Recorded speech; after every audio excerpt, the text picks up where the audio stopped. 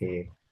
Oke, baik. Assalamualaikum warahmatullahi wabarakatuh. Perkenalkan, saya Humaira Safina Mada dengan tim 063. Hari ini saya dan teman-teman saya akan mempresentasikan terkait Project Management Implementasi Smart Class System. Milestone 1. Boleh next. Ini ada saya dan juga anggota kelompoknya, yaitu ada Dion, ada Talut, ada Richard, ada saya sendiri, dan juga Alessandra. Next. Jadi topiknya ini tuh bertujuan buat merancang dan mengembangkan sebuah prototipe sistem ruang kelas otomatis yang mengintegrasikan tiga fungsi utama, yaitu kontrol pencahayaan, kontrol suhu, dan sistem absensi yang cerdas. Proyek ini juga bakal dikerjain dengan mengatur alur kerja tim secara terstruktur, yang mencakup manajemen alur kerja, optimalisasi sumber daya, dan juga hasil akhir. Boleh, selanjutnya. Oke, selanjutnya ada project charter untuk smart class system dari kelompok kami. Yang pertama ada manajer proyek dan pemenang. Nama manajer proyek itu karena kita satu tim sebagai manajer, jadi nama manajer proyeknya jadi dari tim 24, pemenangnya untuk mengatur jadwal dan alokasi tugas tim proyek, mengelola anggaran proyek, membuat keputusan operasional harian, berkomunikasi langsung dengan stakeholder utama. Selanjutnya ada persyaratan produk, yaitu sistem pencahayaan otomatis dengan sensor gerak, sistem kontrol suhu adaptif, sistem absensi berbasis deteksi wajah sederhana, perancangan dan perakitan sirkuit elektronik dan microcontroller, pembuatan kode program untuk seluruh fungsi, pengujian dan kalibrasi setiap modul, serta penyusunan laporan teknis. Untuk ruang lingkupnya ada yang termasuk dan tidak termasuk. Yang termasuk itu ada sistem pencahayaan otomatis, sistem kontrol suhu, sistem absensi, perakitan modul, pemrograman, pengujian, dan laporan teknis. Yang tidak termasuk yaitu instalasi sistem skala penuh, pengembangan canggih, sistem IoT penuh, sistem pengenal wajah tingkat keamanan tinggi. Lalu next bakal dibahas tentang rencana kegiatan. Untuk anggarannya, kami berencana untuk mengeluarkan biaya sebesar 125 juta rupiah untuk durasi sebesar 3 bulan. Boleh di next. Oke, untuk stakeholder kuncinya yaitu ada di sponsor, yaitu adalah Dekan Fakultas Teknologi Industri, lalu penentu persyaratannya ada di tim sarana prasarana dan staf gedung, lalu pengguna akhirnya yaitu Sivitas Akademik di Gedung Laptek 6, lalu ada pelaksana yaitu tim proyek, lalu ada regulator yaitu divisi K3 kampus. Lalu untuk asumsi, kita berasumsi bahwa dana proyek tersedia sesuai jadwal, tidak ada perubahan besar pada struktur gedung, dan infrastruktur Wi-Fi memadai untuk perangkat IoT.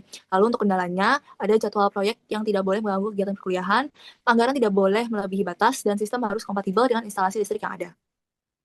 Ke WBS atau Work Breakdown Structure, di sini kita membuat sebuah hierarki pekerjaan yang bisa kita susun supaya bisa di sini buat work breakdown structure-nya, alurnya itu dari kiri ke kanan. Yang pertama itu ada inisialisasi proyek.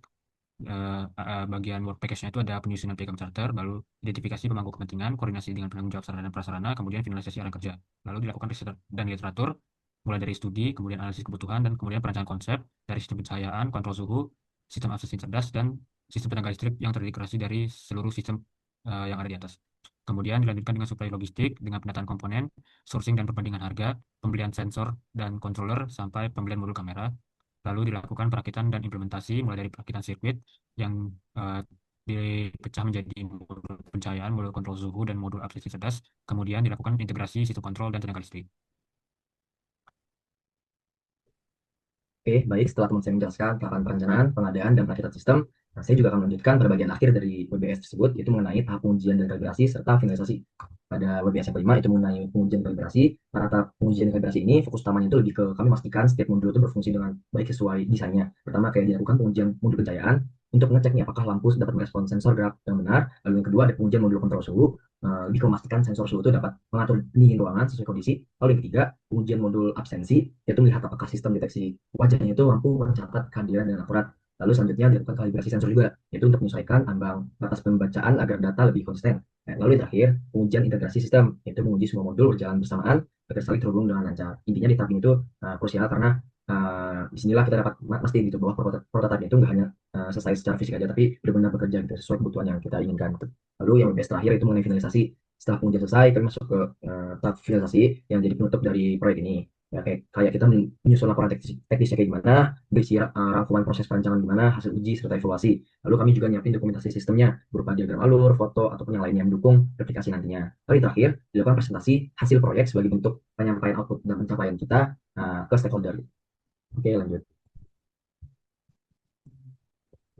Oke, sebagai kesimpulan, proyek ini telah menghasilkan sebuah prototipe fungsional yang bernamakan ruang kelas cerdas yang terintegrasi. Jadi seluruh modul berhasil diuji dan dikalibrasi sehingga bekerja sama secara sinkron. Dengan ini, ya, kami berharap sistem ini dapat menjadi proof of concept untuk penerapan ruang kelas pintar di masa depan nantinya. Oke, baik. Demikianlah presentasi dari kelompok kami, dari kelompok 4, mengenai pengembangan prototipe sistem ruang kelas cerdas. Terima kasih atas perhatian. Terima kasih.